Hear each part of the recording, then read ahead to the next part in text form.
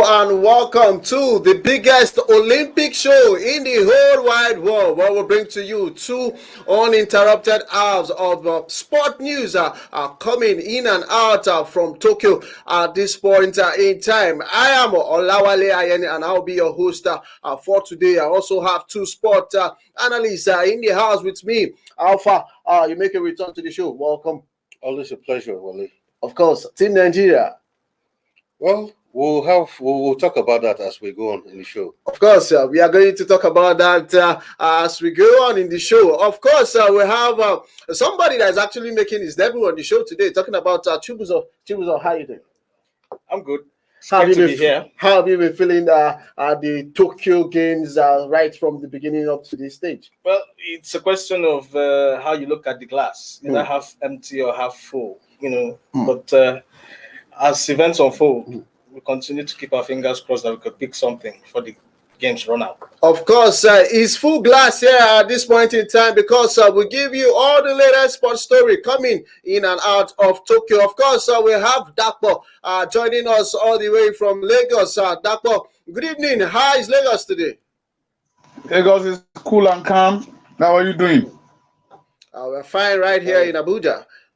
Yeah. Of course, we have Vivian joining us all the way from Sheffield in UK. Vivian, how are you doing? I'm fine, thank you. Thanks for having me. Of course, you're welcome to the show.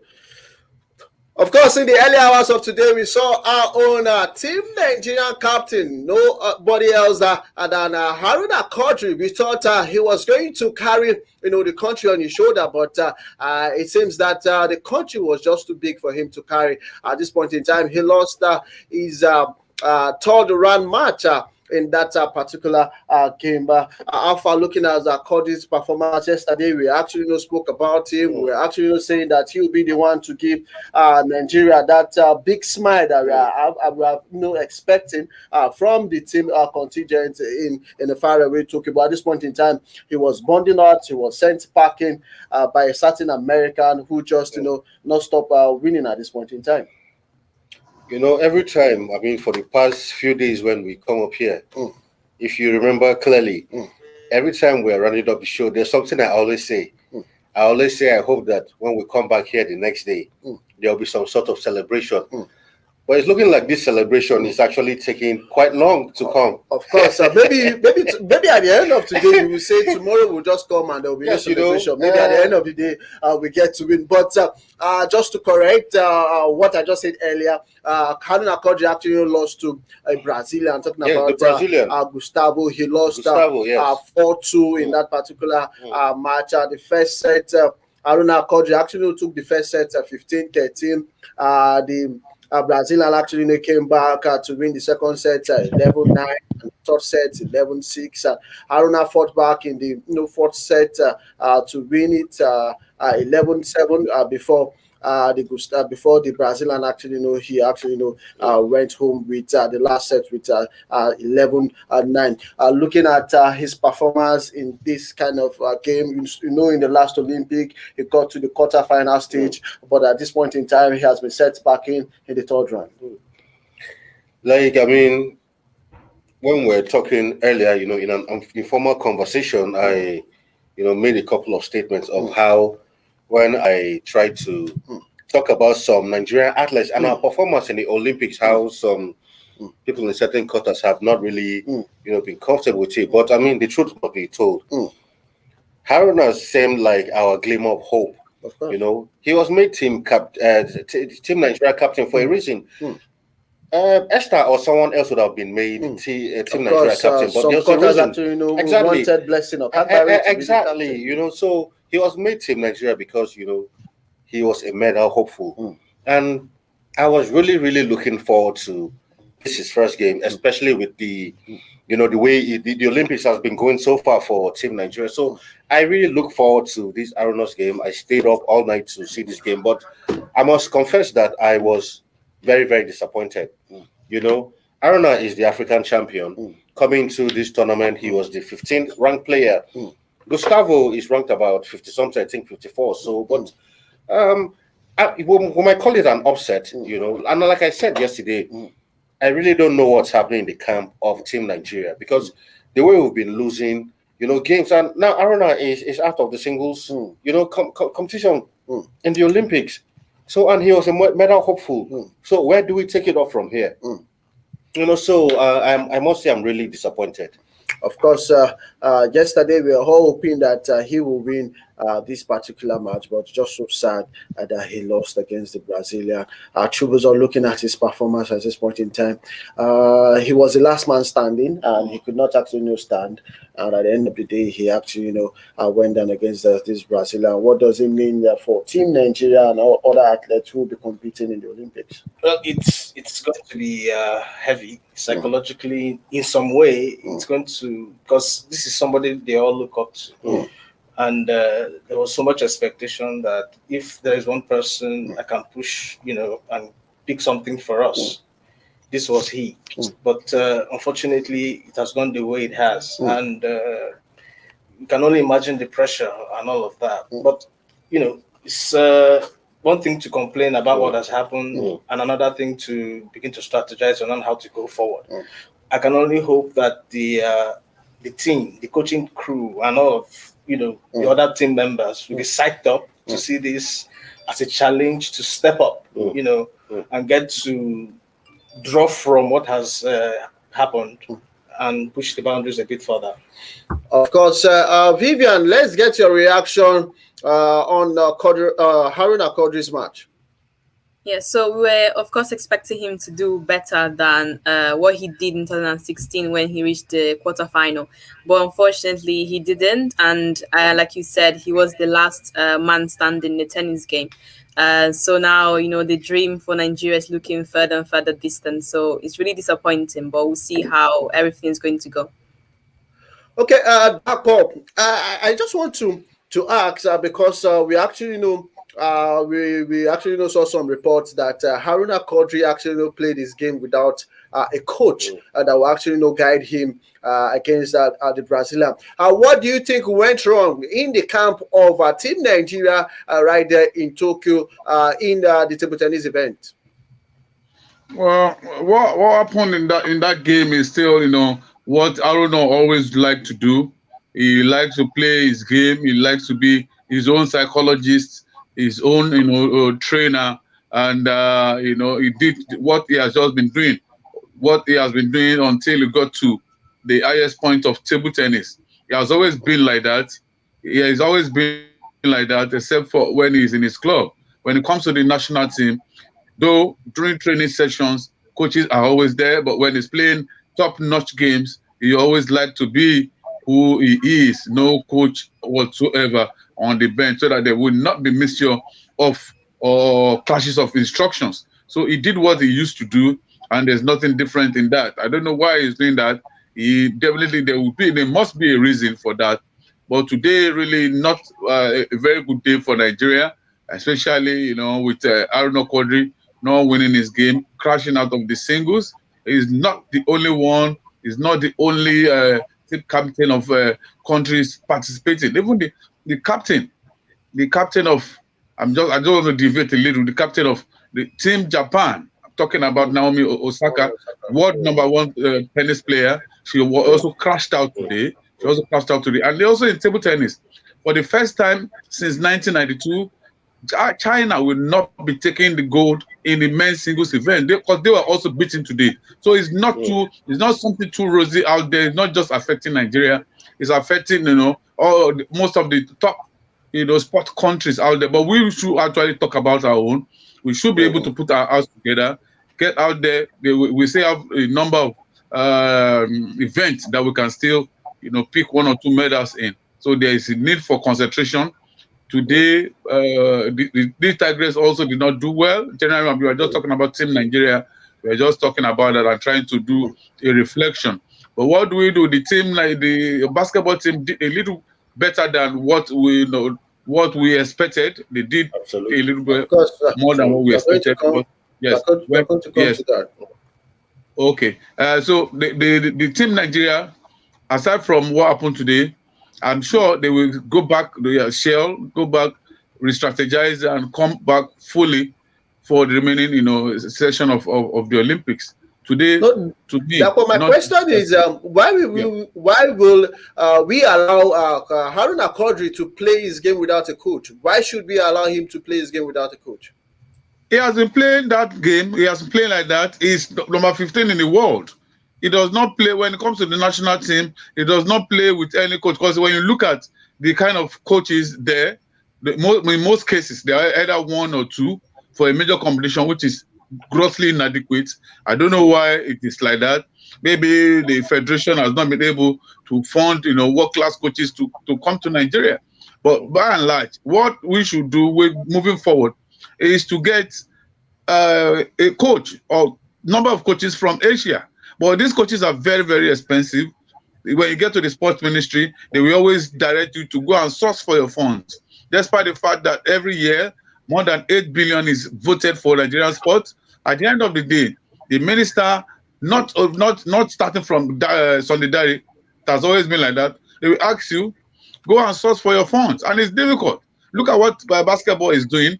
Getting Mike Brown is costing them millions of dollars. And what are they doing? They are sourcing for funds, and it's difficult. This will bring a form of distraction. When you are distracted, you cannot get it right. And that is what is happening to Nigeria. Of course, when you are distracted, you will not get it right. But Alpha, do you want to make a comment on Aruna Quadri playing without a coach? Well, like I said, clearly, maybe that's been his style for a while. Like Dako said, most times when he plays in Nigeria, he plays without a coach. Maybe, he has a problem with the technical capabilities of his Nigerian coaches. So I wouldn't want to say otherwise. So, but it might be a personal decision, but for him to be ranked number 15 in the world, maybe that has been his style over the years. So I wouldn't really want to say that was responsible for his loss, in this game, which a lot of hopes of millions of Nigerians were on him. But whatever I would think it is, he lost, whether he played with a coach or not. So I don't really think that is really, really consequential at this point in time, So, but I think moving forward, maybe he'll need someone by the sidelines to at least give him one or two instructions, because sports is a game where you need one or two people to always tell you, because when you're watching from outside, it's different from when you're actually in the thick of action. So maybe someone guiding him from outside could, be able to spot one or two mistakes or one or two errors he's been doing and be able to, advise him and channel him in the right way. But for him deciding not to play with a coach, I think maybe that's really a personal decision. Chubuza, what do you think? Yeah, well, I think Mr. Dapo and Faz clearly pointed out a couple of things about the coaching thing, but I would just want to stretch it a bit. If perhaps there's a need to do a postmortem on why he lost, you could look at other factors. What was the psychological state and all of that? Was the pressure of carrying the team so much, and all? So I think it might just be beyond one factor for why he lost, So until we have a clear postmortem on that, it might be a bit difficult to just pin it on one issue. Of course, Vivian, what do you think? I think the fact that he's playing without a coach, if he feels like he's good without playing a coach, then that isn't like the important factor for him winning or not. So I think that the important thing is that the Nigerian team is losing and we need to do better. Of course, we need to do better to ensure that we get to win medals, because at this point in time, countries that you don't even expect them to win medals in the Olympics, are getting medals. But we just hope that the Nigerian team contingent to Tokyo Olympic gets to pick a medal. Still staying with Aruna Quadri, he's saying that at this point in time, he said Nigeria should exonerate the sports minister, that Nigeria should not blame the poor performance of Team Nigeria on the Minister of Youth and Sport and also the Sports Ministry at this point in time. Dapo, let's get your reaction. But let me just, before we get a reaction, let me read the quote from Aruna Quadri at this point in time. To tell the truth, the Minister of Youth and Sport Development has really done well. I have played for 12 years in 3 games, all African games, Commonwealth Games, and the Olympics. But in all of these years, no minister has done the positive work this present minister has done. For instance, he embarked on the idea of adopt an athlete, and several athletes were adopted. It is a motivation to these athletes, so as he has done everything to put us athletes as a positive position and right frame of mind for this competition. But of course, sometimes you have all the materials you need and it does not work for you. For me, the minister has done well, but it was not meant for some of us here to succeed. And of course, it is not yet over. We can still do better in other events. That is actually no coming from Haruna Quadri at this point in time. But Dapo, let's get a reaction on the Team Nigeria performance so far in the Tokyo 2020. Well, Aruna Quadri is just, is speaking from the context of being the Team Nigerian captain. He's not the first person to be captain of Nigerian contingent to the Olympics. A lot of other athletes have actually been dead, but they did what they are supposed to do. The role as a captain is for you to defend almost everything that concerns the team. So as the team is not doing well, he has the obligation to continue to defend, and that is what he's just doing. Nigeria's preparation for these Olympics was very, very bad. There was almost no preparation at all, except for the basketball team that was taken to America, by the Basketball Federation. And all this one was just because of the financial might of the Federation president. I'm talking about Musa Kida. Is spending personal funds.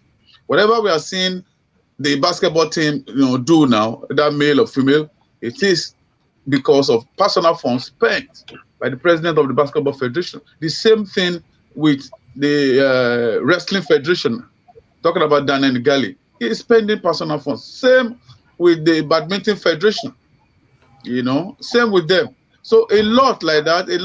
If you don't prepare in time past, Nigeria, before major games like this, 2 months to these major games, will have gone on training tour to countries where these various sports where they have comparative advantage. I've not seen any weightlifter from Nigeria in any of the events there. I've not seen a Nigerian boxer. These are sports. For boxing, Team Nigeria will take a journey 2 months or 3 months to Cuba. But Cuba, they are very good in amateur boxing. Team Nigeria for athletics, they will take a journey. They will take a journey to Germany, to most part of Europe, where they sprint very, very fast. A lot like that. When it is wrestling, weightlifting also, we take a journey to Bulgaria. These are places that we have the best in the world when it comes to this sport. So these sports, they pick them. They pick them for boxing. You go to Cuba. For wrestling, weightlifting, they go to Bulgaria. For particular sports, they go to countries where the country is always the best in those sports. But nothing like that. Since the last minister, nothing was done in that direction. This new one too, nothing was actually done in that direction. So and we are going to the Olympics. We are going to the Olympics. Now look at what is happening now. A lot of people are very, very angry with the result, and this all boils down to poor preparation. The same thing Gali, the president of the Wrestling Federation, is saying: poor preparation. Poor preparation. Don't blame the athletes; they were not properly, prepared for these games, and that's what we are seeing. It's quite unfortunate that we are just waiting for the remaining sports. We're waiting for athletics for them to go to the track. Let's see what we can do. Wrestling, but though of course we know that wrestling has been receiving world-class preparation. One of the wrestlers is a world champion in the outweight category. We're talking about Adekunle, and we're hoping that this time around she's going to pick a very valuable medal at Tokyo 2002. So we are hoping, but the bottom line is preparation was very, very bad. There was no preparation except for one or two things done by the various, federation president, and not all of them have the kind of financial might Musa Kida has. Musa Kida is, don't let me go there, but he works in an oil company. He's the deputy managing director of an international oil company. So when all these other presidents don't have this kind of financial might, how do you want these athletes will be properly prepared. When the ministry has failed in their own duties to prepare athletes, what is happening to the funds actually meant for pre-Olympics preparation? There's always there's always a budget for it. It is a Nigerian tradition that we go to on training tours before major competitions, not just the Olympics. The Commonwealth Games, the same thing, or the All African Games, the same thing. So I don't know what is happening. I don't know why we are comfortable with this coming from the administrative end. This is not what Nigeria used to do. And I believe that the right people are not the ones advising the minister. There's no reason you will not prepare your athletes for a major games as the Olympics. Now, few weeks to departure, you are saying, I want you to go and bring medals. Medals from where? Are they going? Will they go to about to go and smell medals?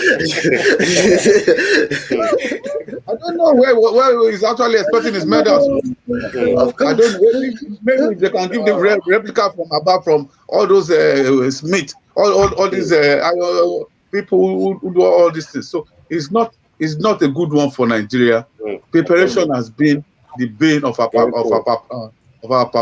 performances. So they should look into it. Aruna Quadri is just doing his job as the captain of Team Nigeria to Tokyo, nothing else.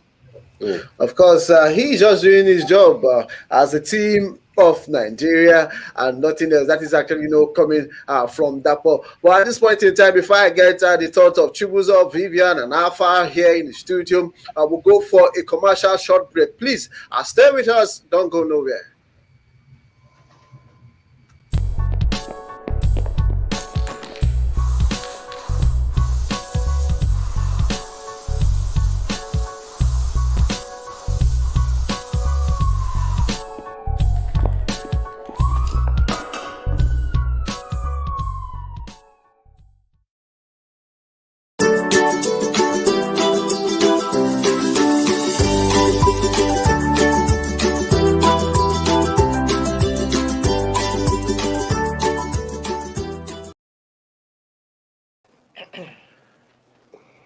Thank you for staying with us. It's still Tokyo 2020 in 120 minutes, where I will dissect all the sport news coming in and out of the Olympic Games at this point in time. Before we actually went on that commercial break, we were actually talking about Aruna Quadri saying that Nigeria should exonerate the sports ministry and the sports minister from the poor performance of Team Nigeria at the all-going games. But Vivian, let's get your thoughts about what Quadri has actually said. I think the blame goes to everyone, sports minister or not. I think, like Dapo said, the preparation was very poor, and it's really important to just focus on the athletes, because playing these politics of games is not productive to the athletes or to anyone. So I think Team Nigeria just needs to focus on what they're doing and not play these politics of game. Of course, Chibuzo, let's get a reaction. At the risk of sounding like a broken record, because we've been at this for a long time, they need to have some major discourse about sports generally in Nigeria. And I think what we are witnessing now is there's no better testament to why we should have that discussion at this moment. Because what we are seeing is just a reflection of how unserious we are about not just sports for sports' sake, but sports even as a business, and a sport that would engage a lot of Nigerian youths. So it's really appalling that for decades we are having to still discuss these fundamentals about why our sports are not where they are supposed to be. It's really appalling. Is it appalling to you? Yes, it is, and Dakwa actually rightly captured it. I'm happy that Dakwa is a bit, has expressed his displeasure today, since we started this.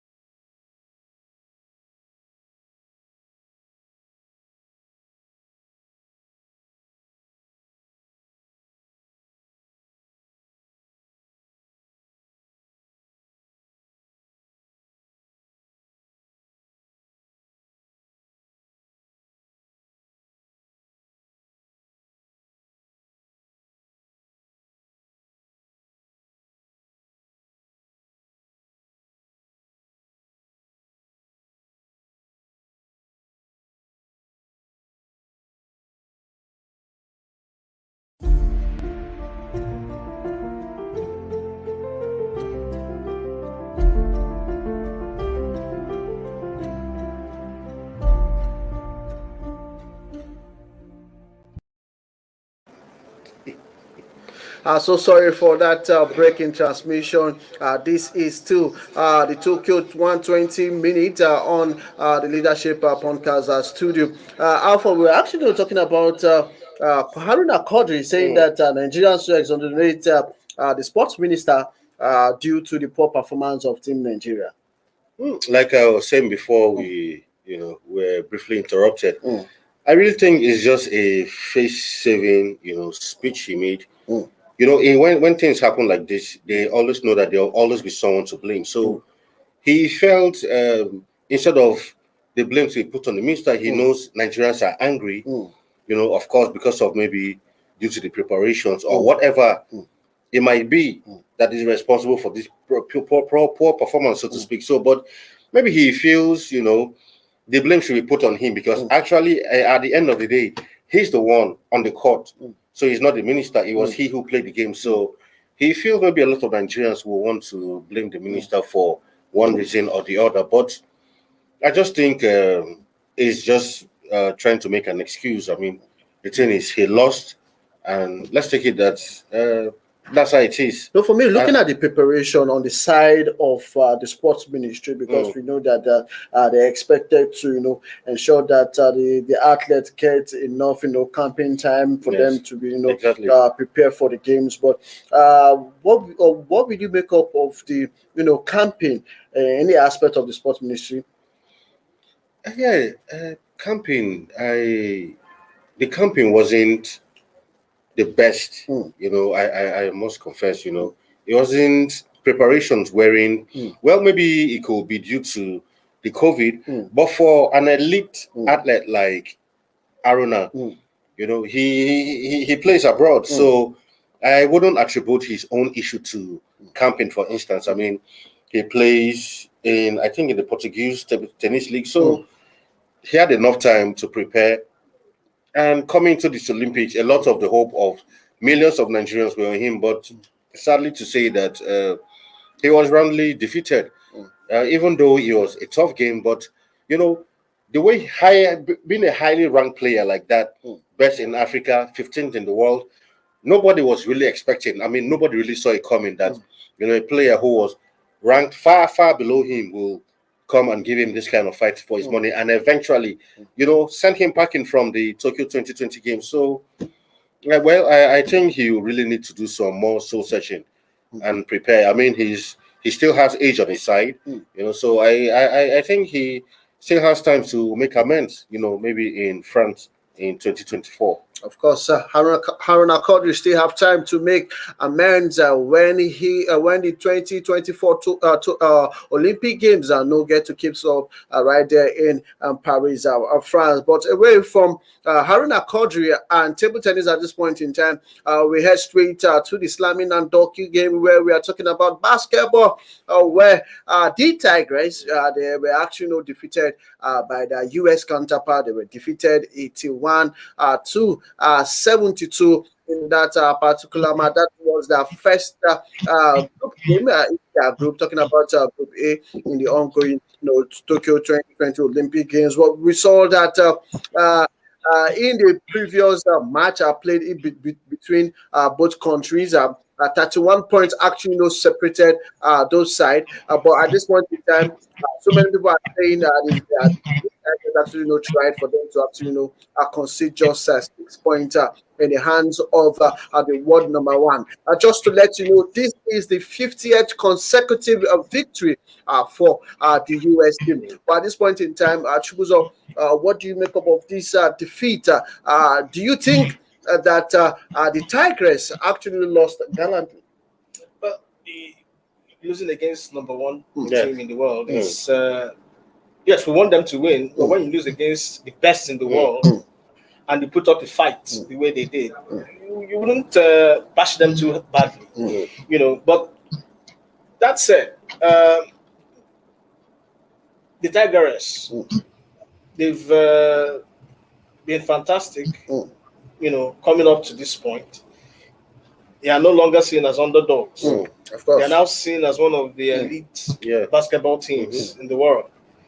So we can only expect and hope that going into their next match, they would have learnt a lesson or two from their previous matches improve on that, and try to come out tops against France. Of course, Vivian, let's get a reaction in that particular match. We know that the Tigress are the number one team in Africa. They are defending champions in the African Women Afro Basketball, and they actually got to the quarterfinal in the World Cup. But at this point in time, they were narrowly defeated by the US team. Yeah, so the African champions, so they are a really strong team. However, we keep losing to the Americans, and it's really sad. I feel like it's good that we were able to have 9 points instead of 31 points in the pre-game. So we are doing much better. However, after the US, we have Japan and France. So it's going to be a really competitive game. Of course, it's going to be really a competitive game when we play Japan in our next group game. But Dapo, looking at the first quarter, we're actually leading 20 to 17 points.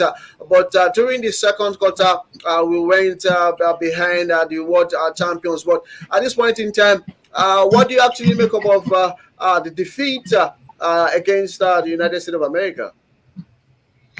Well, it was that game was a very tough one. It was a very tough one. I give it to the DTigress. Their composure, their character, their psychology. We started well, winning the first quarter. Shooting up to the lead. But from there, the second, third, and the fourth, we could not actually find our feet. To win. But they picked up after the first half.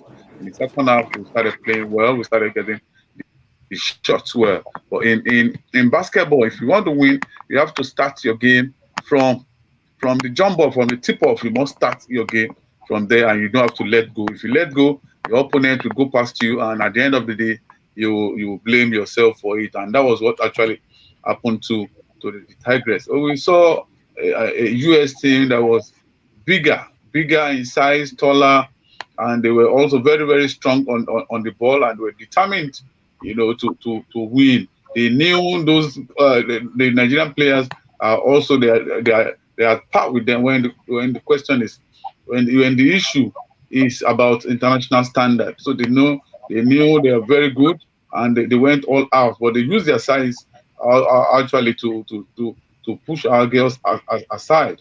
But with that as it may, losing just by 9 points is a very good one for Nigeria. And just like somebody said, there is a point out to the fact that Nigeria, is fast becoming a basketball playing, country, a giant in basketball, especially at the international level, not minding, what is happening in the local scene. So coming and just losing by 9 points to the US tells me a lot when you look at the next, set of opponents. Our next opponent will be playing against France. They are number 7 in the world, and I watched their game yesterday against Japan. They are also very good. I see from what I saw, in that game yesterday, France, Japan, who are our next 2 opponents in that group, for us to qualify as either the top 2 or the best losers. Well, losing 9 points now is actually whatever happens is actually putting us. Even if at the end of the day we don't emerge the first 2, but I hope we are going to emerge the first 2. Just losing by 9 points in a game against the US is actually, qualifying us to be one of the best losers in that group. But I really want us to, be either the first or the second. The first game does not really matter, but it prepares your mind for what you should expect in the remaining, 2 games. But what I saw from the French. They're also very good. They have one dangerous player. Her name is Gabby Williams. She's an American, and she plays in the WNBA. She was dropped by the American team, but she opted to play for France, and the French, took her in, to the anger of the WNBA, who actually, pronounced a suspension on her. But that notwithstanding, they are still there. But I hope we're going to do a lot better against the French. I'm sure the Nigerian team also will have seen 1 or 2 weaknesses in the French team. I also saw the Japanese team. The Japanese team actually, they have a Nigerian in that team. Her name is Monica Okoye. You know, she's one of the offensive players. And there's another player, Evelyn Monwuli. Evelyn Monwuli, I don't know where she is from, but she's black. Those are the two black players in the Japanese team. Very, very strange. But they are playing for the national team. So I believe so much that, this 9 points loss against the Americans will actually put us in a good stead to qualify from that group, especially after playing the French team and the Japanese team. Analysis from Dakpo. But at this point in time, Alpha, let's get your reaction. You actually saw the game, so let's get a reaction. The game between the United States of America and the Tigress. Yeah, the Tigress, yes, they lost the game, but I mean, they put up a good fight. At a point they were trailing about 20 points behind, but they ended the game, just by a 9-point difference. And just to mention that this will be the 50th consecutive win for the U.S. team, which is, not a small achievement by Team USA. And so the Tigress, they played a beautiful game. During the trials, it was quite different. They lost by 31 points, and in the competition, they tried to close the gap at just 9 points. I felt the Americans had, a slight edge. They were bigger. Their shooting was on point. So I feel the Tigress, really did what they could do. Their next game is against France.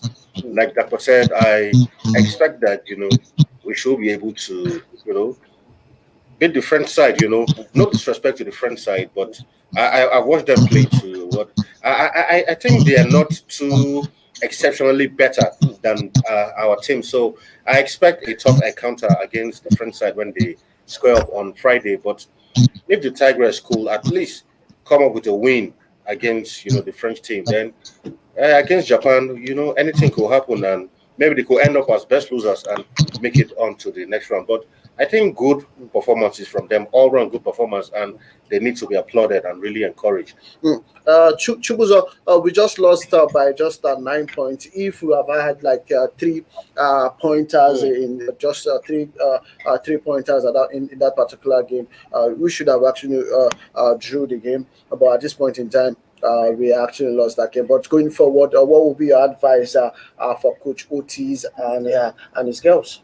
Well, I think for the coach, clearly it's about how you encourage the girls to finish strong. It's not about just starting strong, but finishing strong and grinding it out.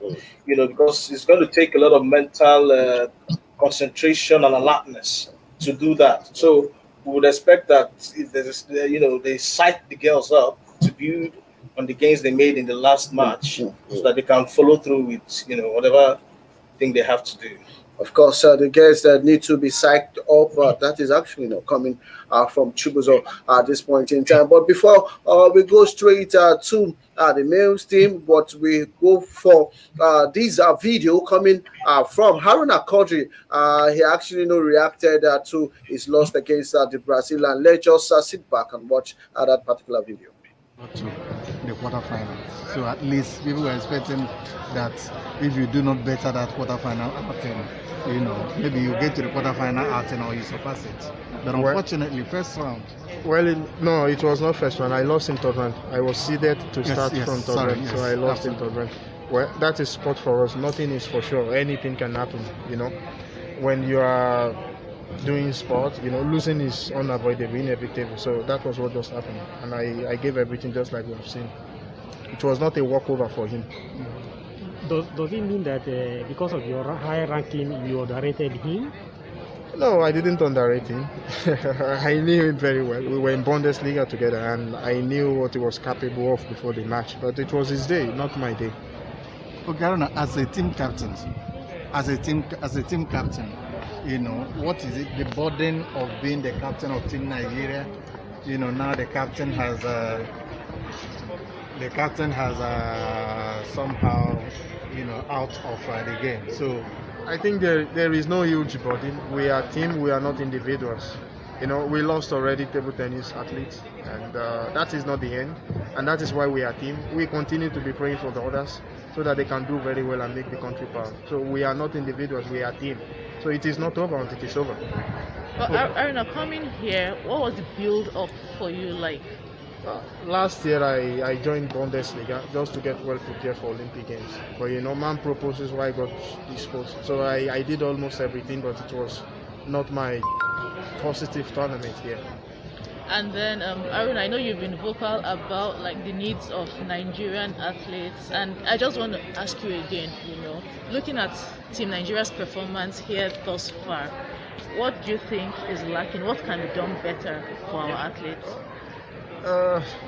For me, I think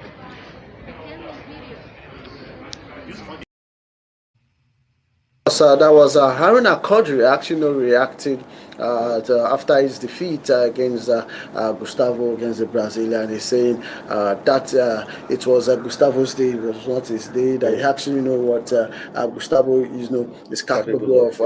At the end of the day, just so sad that he lost that particular match. But moving away from Aruna Quadri at this point in time, we head straight to the Tigers. We know they'll be playing their second group game tomorrow. They'll be playing Germany, and that particular one they lost their first match to Australia, and they will be looking forward to return to winning ways in the Olympics. But Vivian, looking at the Tigers, can they actually return to winning ways when they play Germany? Hopefully they'll be able to play better than they did with Australia. And looking at the free throws that they did in their previous game, we're all praying that they'll be able to do better this time. Of course, Alpha, you actually saw that game because we didn't really make use of our turnovers. Our 3 points are not going in. We tried all we could, but it was just the day for the Australian. You saw a certain Muse getting all the 3 points. With just a few 3 points that actually came from Jordan. But at this point in time, what should Mike Brown do ahead of this match against the Germans? I really think we need a tweak of tactics, come up with a different game plan. Yes, no doubt against in the first game, not like we played too badly, but I think a couple of mistakes here and there really cost us that game. A few errors here, like you said, our 3-pointers were completely out of it, and the Australians used that to their advantage. It was like almost every 3-pointer the Australians went into the basket, and ours kept, falling way off the mark. So in the next game, I really think we should work on, especially our 3-pointers. 3-pointers, why they're so important in basketball game is that, even if you're losing by 3 points or 4 points, by the time you score like 2 good 3-pointers, you're square or ahead in the game. So I think we really need to work on that. Then I noticed in the first game, our passing was not, really coordinated. Sometimes in competitions, first games are kind of not really straightforward, So maybe the team didn't really have the reading per se in the first game. It's a competition. Fine, yes, we were playing together all this while, but this was a real competition, not a trial stage. And a friendly game is always different from when you come into a competition. So I think maybe in the first game, they got a few things wrong here and there. But if those few mistakes could be rectified, in the next game against the Germans, I think we should be hoping for a win. And the Germans, not to downplay them, and not an easy team also. Like Dapo keeps saying, the way the Europeans play basketball is quite different from how the Americans play. The Americans always rely on skill, technique, the passing game, but the Europeans are very good, with the 3-pointers, and all of those things. So I think we really need to watch out for those kind of things. But overall, I really do hope that the Tigers will, get something out of this one when they meet up with their German counterparts. Of course, Dapo, you saw in our first match against Australia, we actually conceding some silly fouls that are ended up getting us getting the Australians they were actually giving some free throw, about 5 free throw, and eventually they actually get to convert those free throws, and one of our players was actually sent off in that particular amount. But what will be your message for Mike Brown at this point in time, going into that all important fixtures, if I must say, Dapo? Well, the game is going to be a very tough game. It's going to be tougher than what we saw against the Australians, because the Germans, they play all attacking game, and the Tigers must be all ready to run. I'm sure by now that Mike Brown knows what to do. He'll be working on the physicality of the players and also their psyche. Not to worry about the game they lost the first game against Australia. Is don't worry about it. They've been talking about that since yesterday, and they're working on their physicality. And I believe that the boys they're equal to the task.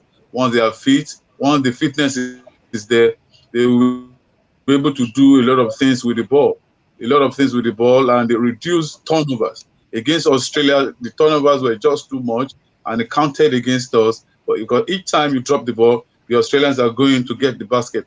And the gap was widening and widening until we lost the game. We could not even put our act together for the end game. So this time around against the Germans, they have to perfect their shots.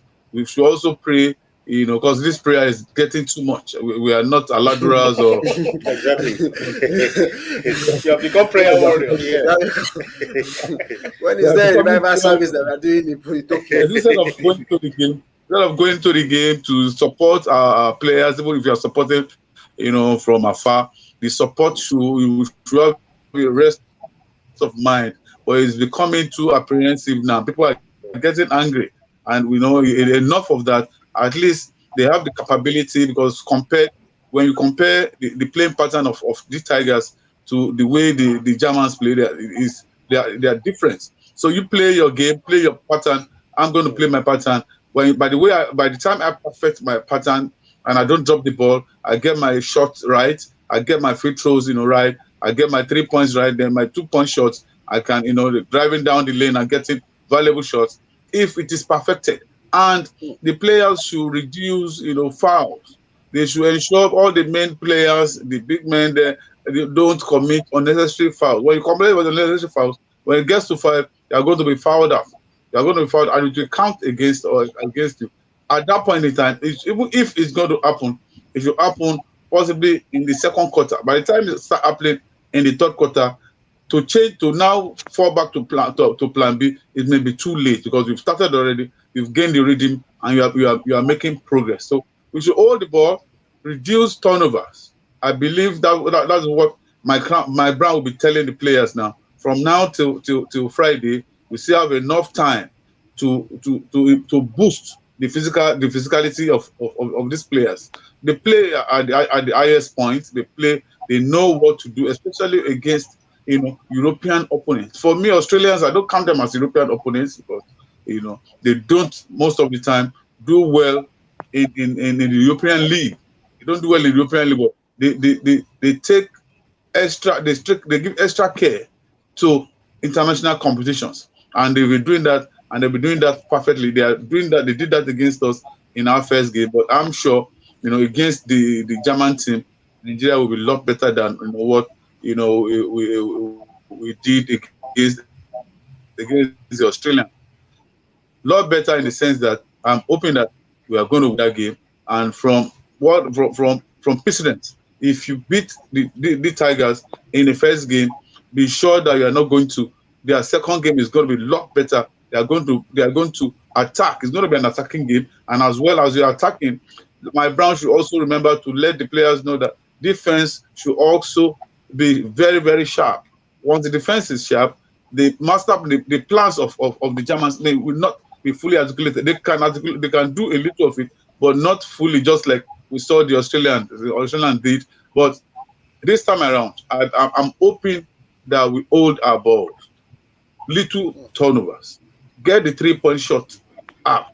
Achunwa did not get, didn't get his rhythm in the match against Australia, but I'm sure we were working on that, perfection of getting those 3 points. We saw him did it against the United States.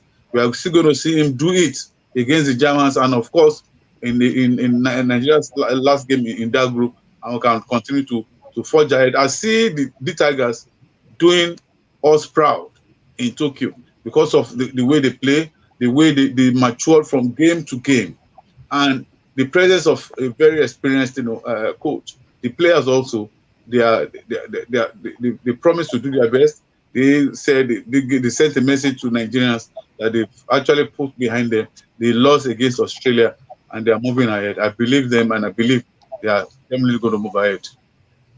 Of course, we want to believe them the way that is actually believing the Tigers for them to actually put smile on the faces of Nigeria, because at this point in time, the first match that Germany played against Italy, they actually lost that match 82 to 92. The Germans actually won the first quarter. They won the first quarter by 32 points to 22.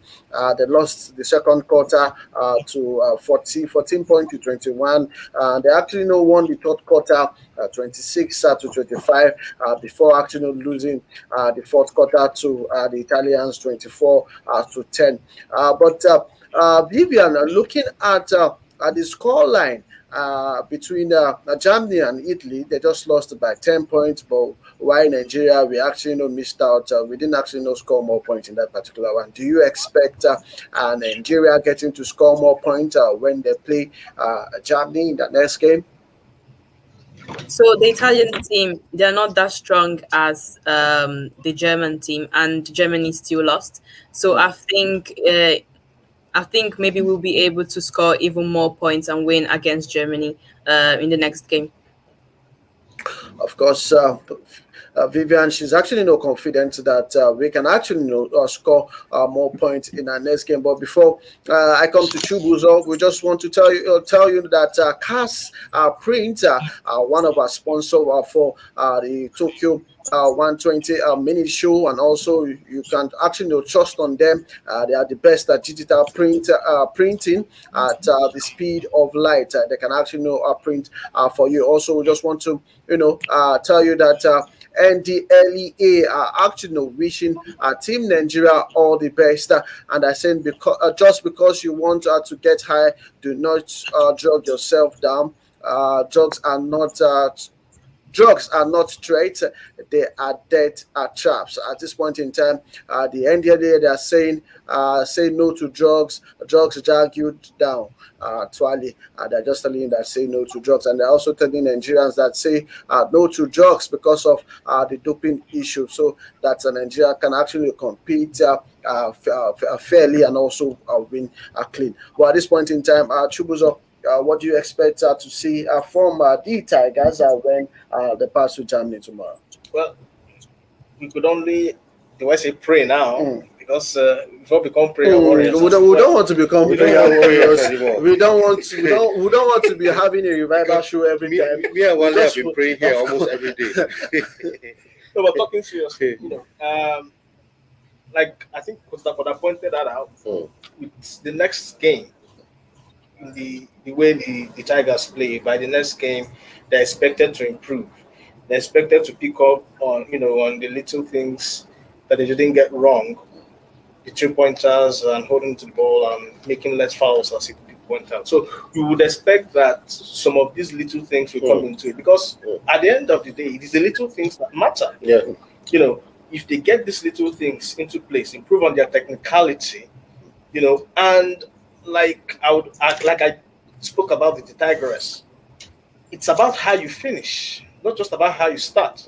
It's about how you finish. Finishing strong is very important, because I foresee a situation where at some point the Tigers might have a lead, but finishing and holding strong would be very, very key if they get into that kind of position. So it's essential that their mindset and their mentality is strong going into that tournament. And if they have that locked in, well, we might not need so much prayers after all.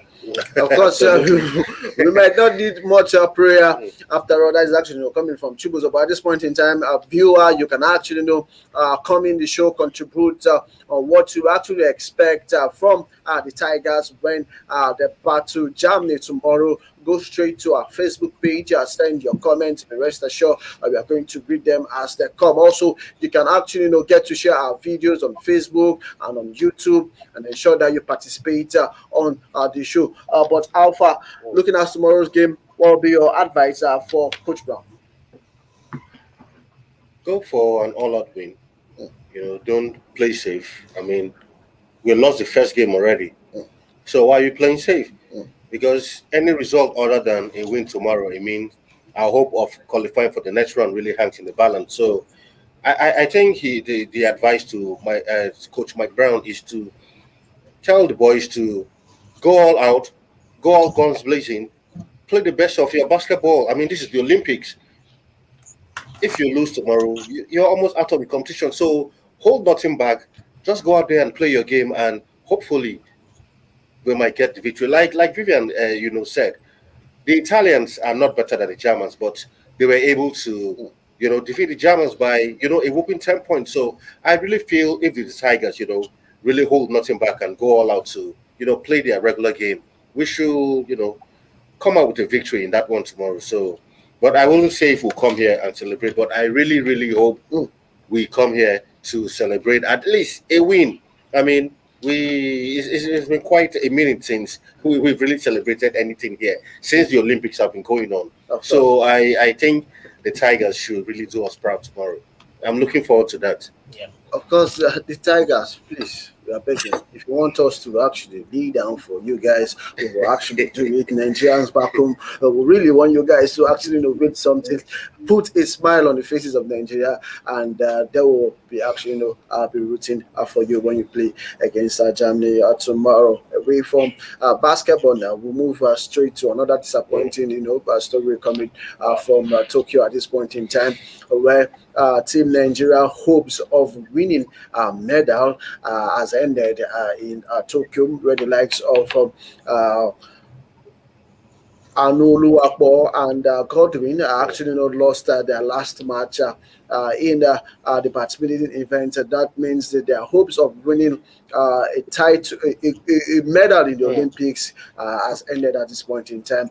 They lost all their 3 home matches. But just looking at it at this point in time, what will be your reaction looking at the loss in the men's doubles event? What do I need to say again? I mean, it's been one disappointment after the other, Gradually, we are losing hopes. Like I said the other time, a lot of Nigerians are angry, and that is the truth.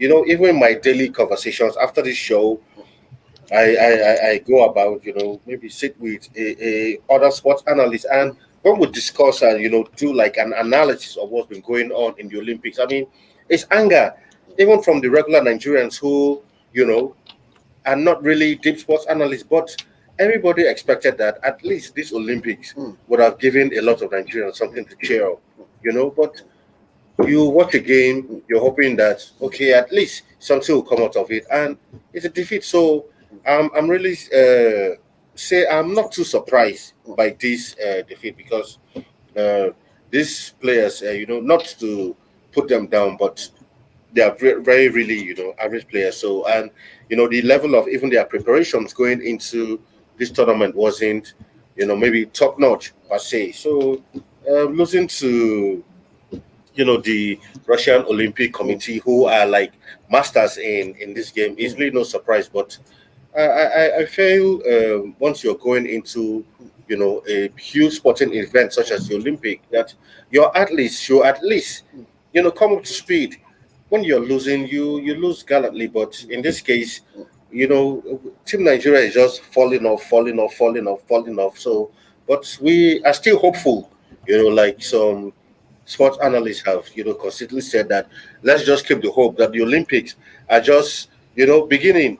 But the Olympics are just beginning, but it's ended already.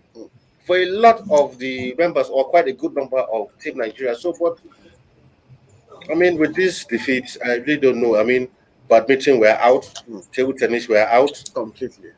So taekwondo were out, gymnastics, which we participated in for the first time. Of course, that is excusable. I mean, it's not really our strongest of point when it comes to sporting events, so that's excusable. But table tennis out, taekwondo out. Badminton now we're out, and I think this is the time to really start preparing for the next Olympics in France in another 3 years, because we shouldn't come back here in another 3 years and be lamenting once again. Seriously. Of course, we should not come into the 2024 Olympic Games lamenting again. But before I get Vivian, Dapo, and Chibuzo's thoughts on this particular match, we'll go for a short commercial. We'll go for a short break, and when we'll come back, the show is still Tokyo in 120 minutes. Don't go nowhere.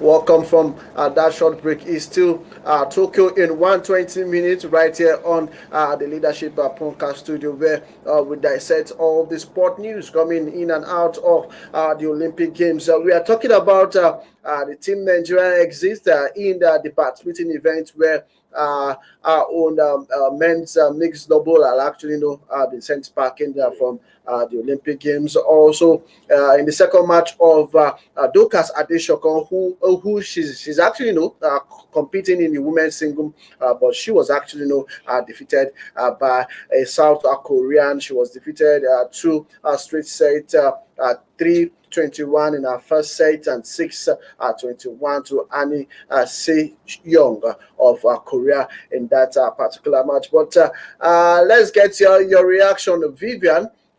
We lost in the men's doubles event, and at this point in time, we have lost in the women's singles event.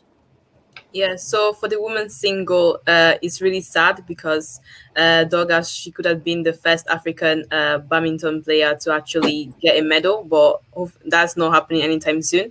And for the men's for the men's team as well, we lost against Japan and Denmark. So I'm really excited for the athletics team to come this Friday because right now nothing is looking very promising. Of course, Dorcas can actually do better, but Chubus are looking at the defeat in the men's doubles event. The Russian actually defeated us in just 26 minutes of the game. We lost 2-0, 8-21, 10-21, and in the second match, talking about Dorcas Adeshokon, we also lost that particular one. What is really happening to the badminton team at this point in time? Well, I think there's no mystery behind what has happened. Mm. You don't go in prepared, you get the bashing. Mm. You're dealing with Russians. You know how they play. They don't take any prisoners. When they come for you hard. So it's like I said, no mystery that we are having to pick up the pieces in a very abysmal way. But again, like I said, it's about how you look at it. Half empty, half full. For the athletes, it's an experience, and they could pick up themselves. Definitely, they would have learned a thing or two, so they go back, improve on whatever thing they need to, review the game, look at it all over again, and prep for the next one. Of course, they need to prepare for the next one. But looking at Adeshokan's performance, looking at the margin that she actually get to lose that match. 3-21, 6-21 in that match. What do you actually make of that disappointing defeat? Because from my chat with the Federation President, he said the targets and also the development they are trying to do at the moment before they start sending our top athletes, our elite athletes, to Asian countries for training, for schooling, and other kind of development, is to try as much as possible to reduce the score line. We don't want any scandalous score line. You just getting 2 or 3 points and losing in 3 to 4 and 5 sets. And he said he doesn't want that to happen. And he is also working on perfect development for all the athletes. Development in the sense that he wants regular exposure. The team is not getting, the players are not getting the kind of exposure that is expected for them to be at the world stage. Now we've conquered Africa, and he said we are yet to conquer the international community, talking about the Olympics and also the Commonwealth Games. For Africa, your problem is sorted. We are the best in Africa, but there's a need for us to be the best, at the world level. And he's talking about funding. The federation has to for the number of matches played, number of exposure done, and number of trials they played in at the African zone for them to qualify for the Olympics. It takes a lot. It's very expensive, very, very expensive, and they have to source for the funds all by themselves. No help as usual from the sport ministry, and this is telling on them, and it is very difficult. He said something also yesterday that the players, as they go around to source for sponsorship for them to continue to get exposure, playing in international, top-notch international competitions, they are yet to surmount the problem of the athletes feeding themselves, getting to eat adequate food, the kind of food that will put you in your right state to play good badminton. They are yet to get this. The athletes, as they move around playing, they still struggle to eat. And these are players, these are badminton players called elite athletes in Nigeria. But they can't feed themselves properly, because when you are in school, you know, there will be some kind of alteration in your training program. So some of them, after finishing, some did not even finish. Some are still in the higher institutions. But those who have actually finished, they don't, see food to eat. And if you don't get proper food, you don't get a proper diet, how do you want to compete against, world-class athletes? It's difficult. Aside from getting to develop their game, when they get back, how do they fit? Is it, or will it always be the federation that will provide food, equipment, training, development, and everything for the players? It's difficult to achieve this, and that is why they are crying out loud now. Please, the sport ministry and even the corporate Nigeria, they are the worst culprits. They don't want to support anything, and it's always very difficult. It's always very difficult all the time. And over the years, the Ministry of Finance has actually made it very clear to all the corporate companies in Nigeria, and also multinationals. As you sponsor sport, you get tax waiver, and this is authentic. But the companies, they refuse even to take any chance into this. It is very, very surprising that is still the bulk of sponsorship of Nigerian sport athletes is still coming from the sports ministry. There was a waiver, a scheme by the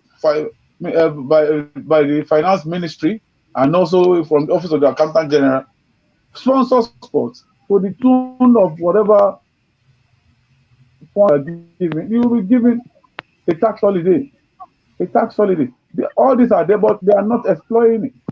They are not exploiting it. So it is very, very difficult for us to develop our athletes. Even the athletes in athletics now that we're waiting for now. It took the magnanimity of some philanthropic Nigerians to get them to where they are now. I know the likes of Oduduru, the likes of Blessing Okagbare, Ese Bume. They came from the magnanimity of just one person, the former president of the Athletics Federation of Nigeria, Chief Solomon Ogba.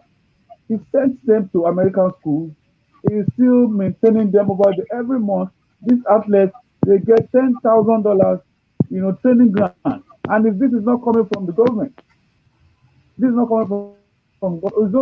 only lately that with this adopt initiative from the current sports minister that we are getting a little relief.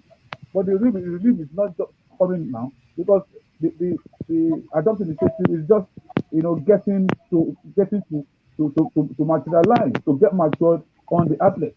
It is very difficult. So for badminton athletes at this stage, we have conquered Africa, but the international community, the international sports like the Olympic, Commonwealth Games, and even the World Championship is still a big deal for Nigeria because of funding. So I don't know what the ministry will do. I don't know, maybe they have to continue to perfect their art in getting adequate funding for our athletes. There was a trip that we embarked on to Cuba, and on our return, I was a member of that team for sports. And we went there. We saw the elite village in Cuba, and we came with a prototype to the sports ministry. And up till now, though they put up one elite village, or what do they call it, at the package B of the National Stadium in Abuja. They call it the elite village, or the camp village for top athletes. But facilities are not here. No top athletes from Europe will want to stay there, because the place is total dilapidation. So we need to put our hands together if we want to developing athletes to the world stage. Just like Daniel Gali said yesterday, it costs millions.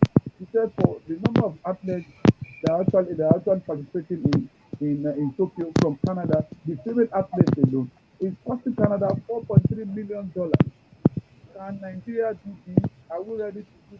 You must invest in the athletes for them to win valuable gold for you from the Olympics. And somebody was also talking about Of course, Dapo, you may just need to check your audio at this point in time. But still talking about the BATS meeting going forward, what will be your advice for the federation and also for the fourth ministry going forward? I think, we've said repeatedly on this show, sports thrives on money. Sports development has to do with money because, training these athletes, getting them acquainted with the best of facilities, it's not a walk in the park, because we don't even have those facilities on ground here in Nigeria. So for you to get the best out of these athletes, you need to sort of take them abroad. And how do you take them abroad? There has to be some sort of funding, like Dapo rightly said. This is not a government thing alone, because in the real sense of it, government alone cannot shoulder responsibility of sports funding. You need corporate bodies. If you go to some advanced countries, maybe take for the US for instance, have you heard of the Minister of Sports of the US? No, they don't. Or the Secretary of Sports, they don't. Of course. Every federation is run as a private organization. So a lot of individual bodies come to put funds into every federation, and that's how all the sports thrive. The NBA, for instance, is run as a private company. Same for every federation. So we need to adopt that kind of model, because if we leave sports solely to government, it won't work. And government itself, should stop this attitude of wanting to be in control of everything, including sports.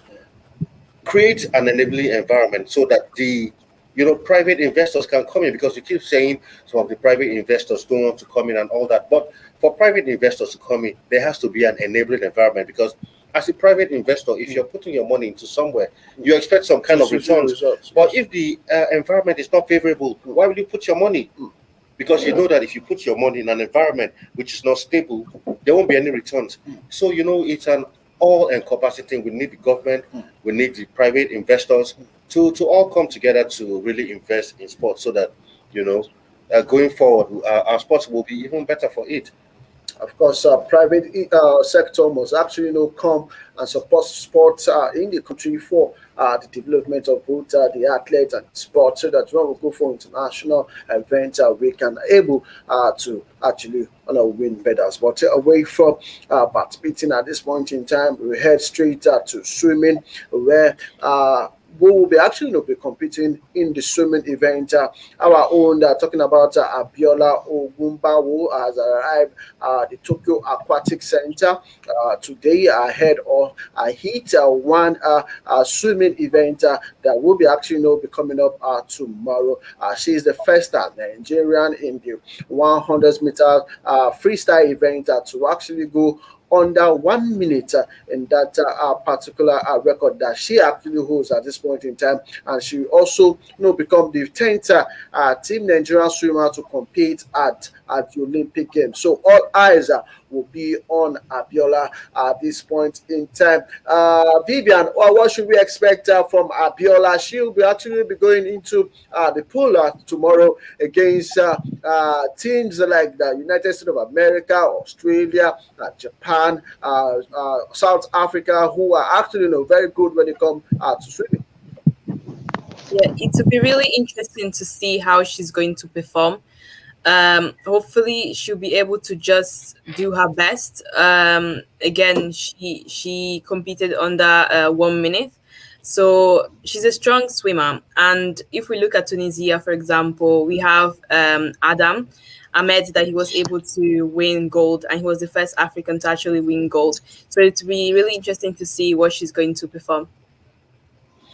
Of course, Dr. What do you expect from Abiola tomorrow when she begin her campaign in the Olympics? Just like I learned about about British athletes at this point in time, and British sport also.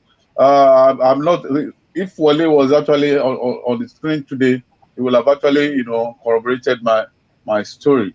As it is for Abiola Ogumbanwu, she's just going there for the very first time to the Olympics. Qualifying was a great deal for her. And what we are looking at, even at this moment, by the Nigerian Swimming Federation, the Nigerian Swimming Federation are just looking at the record Abiola Ogumbanwu is possibly going to set in this event, in this particular event, where they're not looking at her winning any medal for Nigeria at this point in time, but the record she's going to set that will be comparable to what obtains in Nigeria. They are looking at setting a new national record for Nigeria, and not what is that can actually give her any form of medal in Tokyo. And it is not out of place. If you are bringing a very young swimmer like Abiola Ogumbanwu to the Olympics, you must set your priority right. It's not that as she's coming, swimming is very, very competitive. Very, very competitive. She's also a good swimmer, but she's coming for the very first time, and she's still very young. She will compete with athletes presented by other countries. We can have athletes that are 30 years old, 20, and all those stuff. Today, I saw some athletes in synchronized diving, female athletes for China. One was 13 years old, the other one was 15, and they won gold competing with senior athletes. So it's all about setting your priority right. For Abiola Ogumbanwu, for the Nigeria Swimming Federation, they are looking at the time she's going to return in the Olympics that can actually, be good enough to set a national record in Nigeria. So that is what they are looking at. It's not. It's just like our first time, just like we have, in taekwondo for Ayana Cho, and Lagos. She's younger than Ayana Cho. I believe she's going to do well, at least at her level and at the stage we are looking at. Of course, Alpha, looking at Abiola at this point in time, do you expect her to do magic? Because we know she's just 17-year-old, and we have seen in the ongoing Olympics, we have seen 13-year-old getting to pick medals in the Olympics. But what are your expectations from Abiola? Not very high. Like Dako said, she's a very young girl, 17 years old. She'll be competing in the heat one of the 100 meters freestyle. So although she's had the best of training facilities, she's been honing her skills at the FINA Development Center right there in Kazan in Russia. So at this point for her, I think participation is key. So I'm not really expecting anything spectacular for her, but let her go out there, do her thing. Like Dako said, we'll be looking at the records she said. She has plenty of Olympics to participate in. So whatever, the outcome of, the 100-meter freestyle that she'll be taking part in tomorrow, we'll take the result. She has many years ahead of her. It's been a while since we even participated in swimming, and she'll be the first woman to do so in over like how many years? Many years. So I think it's just to give her the necessary support, watch her, what she should be able to do, and whatever happens, if she qualifies for the next round, fine. If she doesn't, it's to come back, groom her some more. And there are so many Olympics for her to participate in, but this will be a learning process for her, and the experiences she will get from Tokyo 2020 will be valuable experiences that going forward, will take her to the next level. Of course, looking at Abiola, she has a personal best of 1 minute at 0.7 seconds. She actually set this record far back in April during the Russia and national swimming. At this point in time, do you expect an impressive performance from Abiola?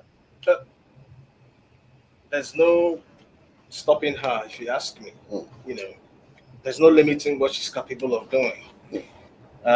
All she needs is just to understand that she just has to go there, put in her best, no pressure.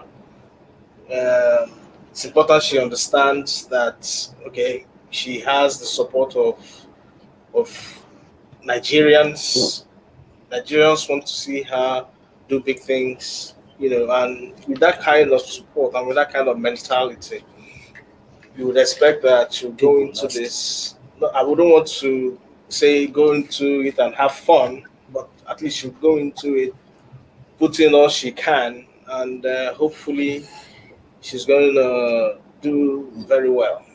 Of course, my producer have a quote from Abiola at this point in time. I want him to actually put it on the screen so that he can see. Okay, having the opportunity to represent my birth country, Nigeria, is something I have dreamt of doing since I was young.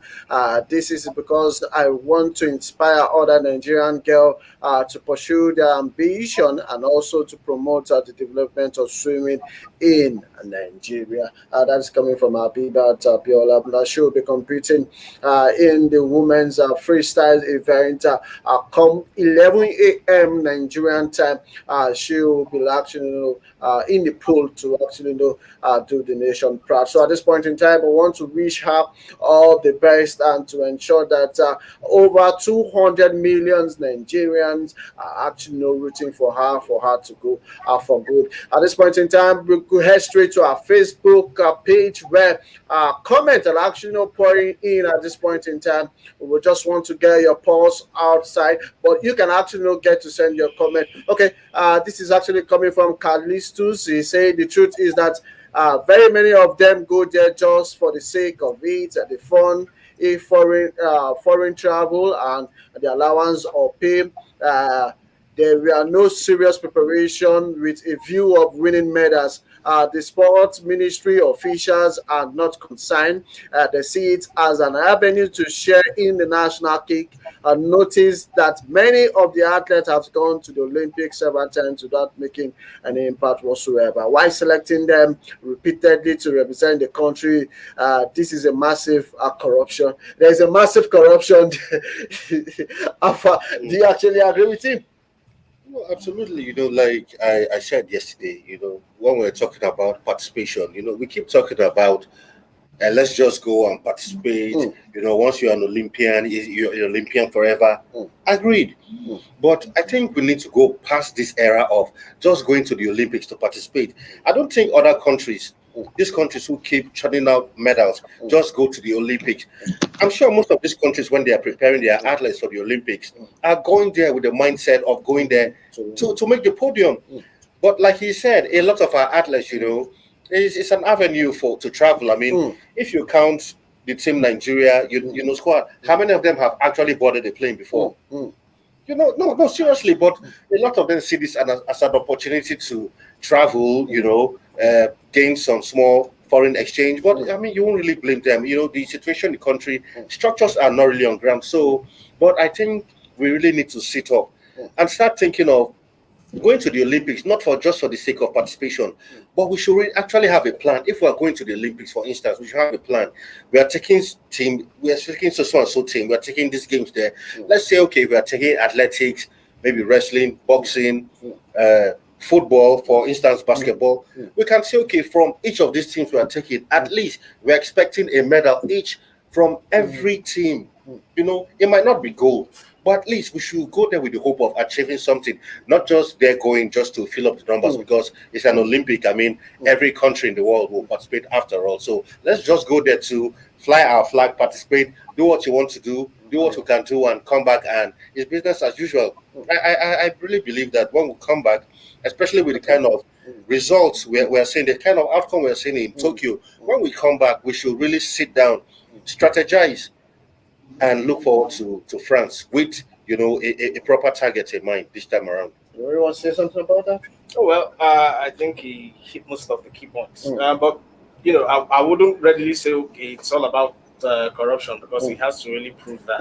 So I wouldn't want to join. No, of course, sure. But clearly, and it has been said over and over again, you don't prepare well, you're going to have this problem. That is on the one hand. And on the second hand, that big conversation about our sport needs to be made. We can't overemphasize this. We've been at this for decades. If you look at our history performance at the Olympics.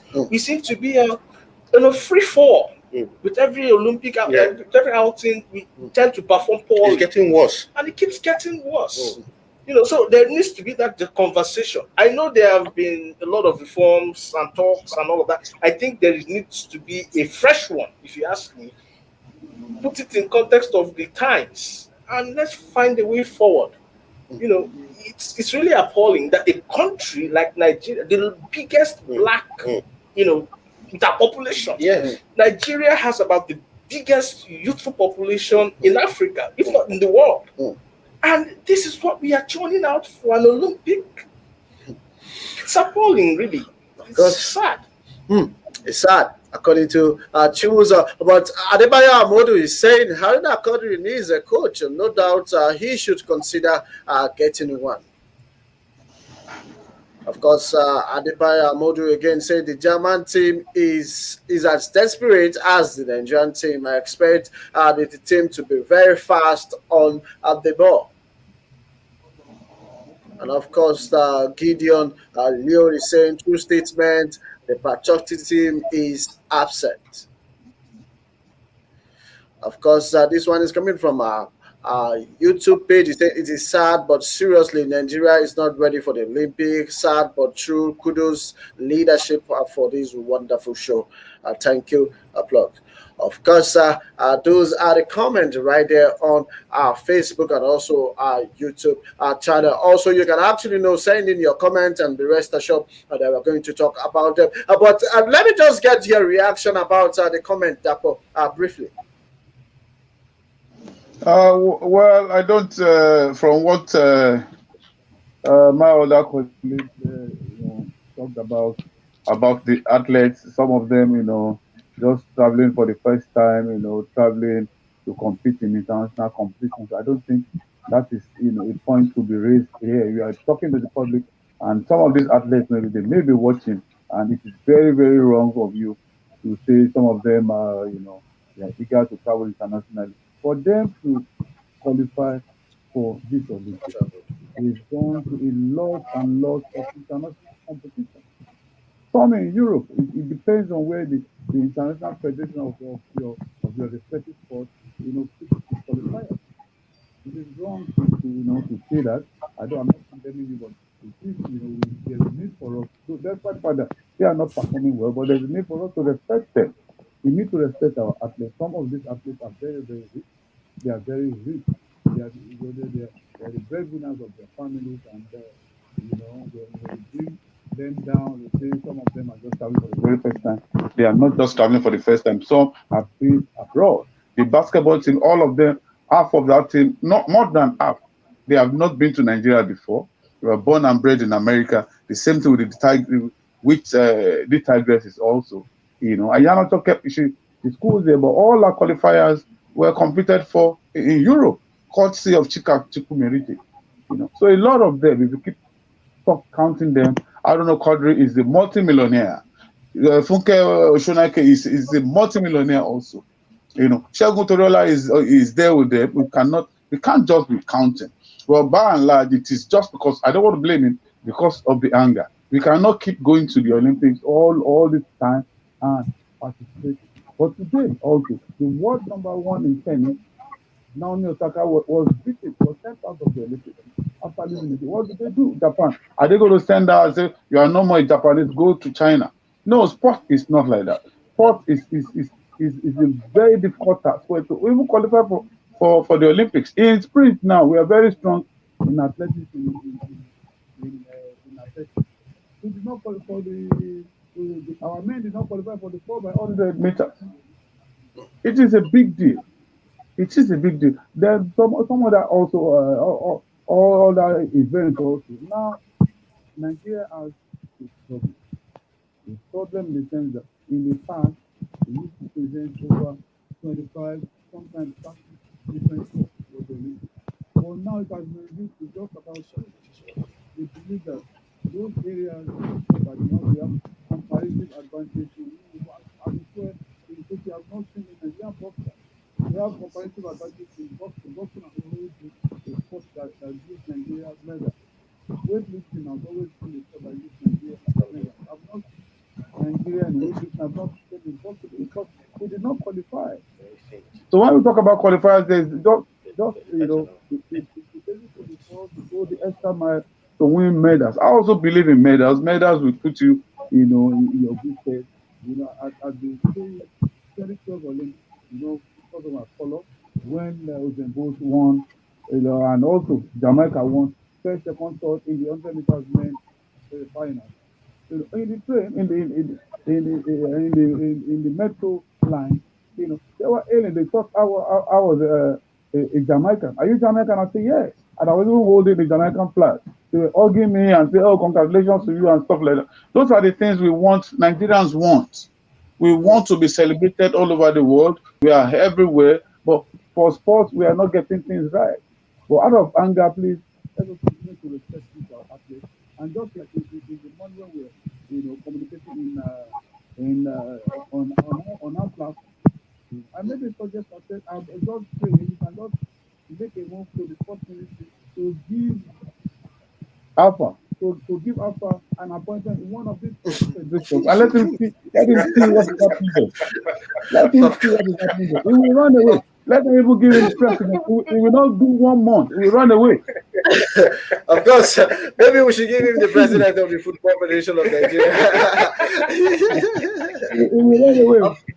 Alpha will run. For now, we need to go for a short break. Of course, for now, we need to go for a short commercial break. But stay with us. It's still Tokyo in 120. Don't go nowhere.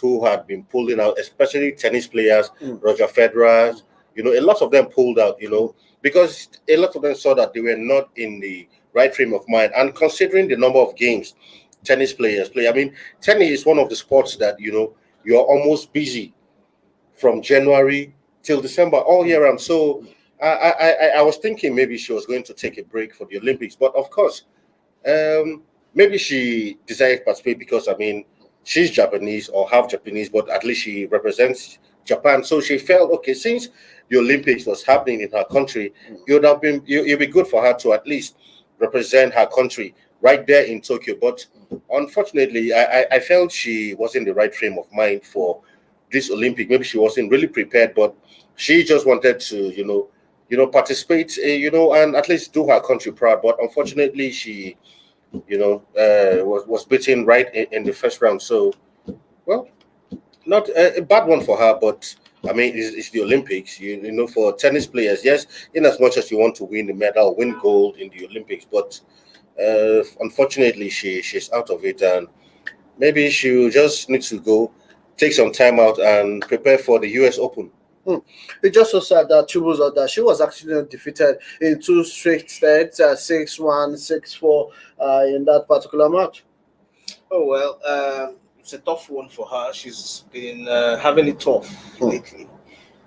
At the point she came to almost become the face of the Japanese team because of the role she played in the opening ceremony and all of that. For somebody who has been battling mental health, I can only imagine. So, what has happened has happened. You can only pray that it doesn't get her more depressed, and the pressure doesn't come so much for her. Going forward, if you look at the tournament, we've also had some shocking major upsets. So it's not just about her in that sense. So she should take some consolation. Tough as that may sound, in the fact that you also have the big gymnasts from the United States also getting to pull up. So it is what it is, I guess. It is what it is. At this point in time, we head straight to the match result from the women's football tournament. Talking about the New Zealand, they fall to Sweden 2-0 in that particular match. United States and Australia played a 0-0 draw. Canada and Great Britain also played a 1-1 draw. Chile versus Japan, host countries. Japan defeated Chile 1-0. Brazil also defeated the only African representative in that particular tournament. Talking about Zambia, they defeated them 1-0. Then Netherlands actually defeated the People's Republic of China 8-2. We saw them defeating Zambia in the first match at 10-3, and now they have actually defeated China Republic 8-2 in that particular match. From there, we go straight to the medal table at this point in time. We want to see what is really looking like in the ongoing Tokyo Olympic Games. My producer, please, can you give us the medal table at this point in time? Of course, you can see that Japan, the host country, now the leaders are in the medal table with 10 gold medal, 3 silver medal, 5 bronze medal, making it a total of 18 medals. United States followed with 9 gold medals, 8 silver, 8 bronze medal, making it a total of 25. Followed by China with 6 gold medal, 4 silver medal, 7 bronze medal, making it a total of 21. Russia, they have 7 gold, 7 silver, 4 bronze. Great Britain have 4 gold, 5 silver, 4 bronze. South Korea have 3 gold medal, 2 bronze, 2 silver medal, 5 bronze medal. Australia, 3 gold medals, 1 silver medal, 5 bronze medal. Canada have 2 gold, 3 silver, 3 bronze medal. France have 2 gold, 2 silver, 3 bronze. Germany 2 in that particular. Also, Kosovo has 2 gold medals. Then the likes of Italy, Chinese, Brazil, Switzerland, Slovenia, Serbia, Hungary, Estonia, Ecuador all have 1 gold medal apiece. Vivian, looking at the medal table, let's get your thoughts. Once again, Nigeria is nowhere to be found. We're praying that this is going to change very soon. Right now in England, there's a new athlete on the front page every single day. So it's really sad and for Nigeria, but hopefully that will change. We're praying. Of course, Dr. Let's get your thoughts on the medals table. Well, the men are beginning to, separate themselves from the boys. And just like I said from the first day, the likes of Japan, USA, China, Russia, Great Britain has also broken into that group, and also Australia. They will continue to lead until the next 4 weeks, and that is what we've been seeing over the years, from one edition of the Olympics to the other, because they take the Olympics as a very serious business. Great Britain broke into that group from 2012, when the motivation for athletes was actually coming from sports lotto. A gold medalist in Great Britain is given £1 million.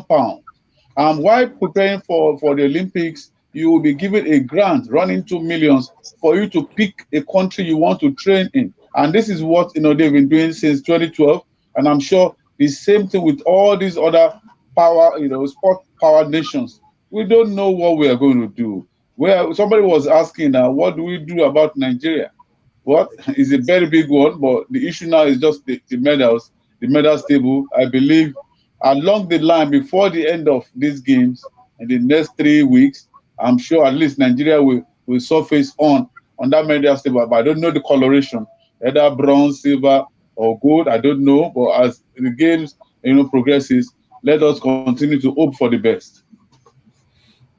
Of course, Nigeria are actually hoping for the best at this point in time. We still have basketball, we still have wrestling and athletics for Team Nigeria right there in the Tokyo Olympics. But of course, there's one particular man, a 58-year-old man who actually represented Kuwait, actually won the bronze medal in the last Olympic. He actually competed alone. He didn't represent any country, and he actually won the bronze medal, winning another bronze medal this year. He said that the bronze medal actually feel like him winning a good medal that he can actually win coming back in the next Olympic come Paris 2024. He actually won the bronze medal in the shooting event at this point in time. Vivian, let's get your final thoughts looking at Team Nigeria's participation in the Olympic for tomorrow. We'll be competing in basketball and swimming. Once again, we are praying to come back here actually happy than these previous days. And I'm just hoping for the basketball team and the girl, the 17-year-old, to do well tomorrow. Of course, Dapo, your final thoughts? Well, just like Vivian, we keep hoping. But I want to stop praying. I've stopped praying. I'll keep hoping and wish them. I'll continue to wish them good luck in all the remaining games. Nigeria, in all the remaining sports, Nigeria will still be competing in these Olympics. Of course, Chibuzo, final thought. You said you keep hoping. I guess I might just continue praying. Okay. Chibuzo is praying at this point in time. Chibuzo have started his prayers. How far are you praying and fasting at the same time? I won't do that anymore. I was just told that was like, we'll just keep hoping. Every day when I'm on this show, I keep saying, let's hope we'll come here and celebrate. But today I won't say that. But I just hope that the Tigers will do something. Please, Tigers, do something. Abiola, do something. At this point in time, we want to thank Vivian all the way from Sheffield and also Dapo all the way from Lagos for coming on the show today. Of course, to my in-house analyst, Chibuzo Alpha is a regular face on the show.